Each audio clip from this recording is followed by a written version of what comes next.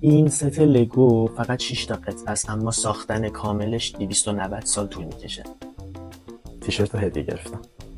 این یه قطعه لگو 2x4 و 2 تا از این قطعه ها 46 حالت میتونن به هم دیگه متصل بشن. اومدن رو حساب کردن 6 تا قطعه 46 به توان 5 تا حالت داره و به خاطر اینکه لگو یه مفهوم قرینه است و قرینش به دردمون نمیخوره، نصف این تعداد حالت خاصه که میشه با 6 تا قطعه 2x4 لگو ساخت. یعنی یه چیزی حدود 102,981,500 تا حالت. ولی این محاسبه ها غلط بودن.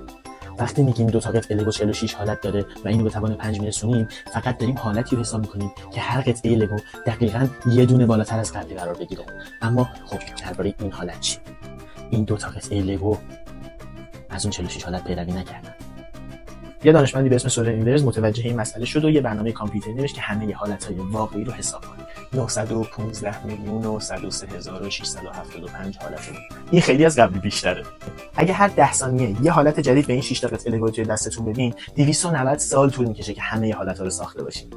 این ست لگو اسمش لگو هاوسه و برای داشتنش باید برین دانمارک به موزه خانه لگو سر بزنید. اونجا 6 تا لگو قرمز بهتون میدن و یکی از اون 900 میلیون حالت رو به اسم شما ثبت میکنن. بیاین دست به کار شیم. فقط 290 سال زمان میبره.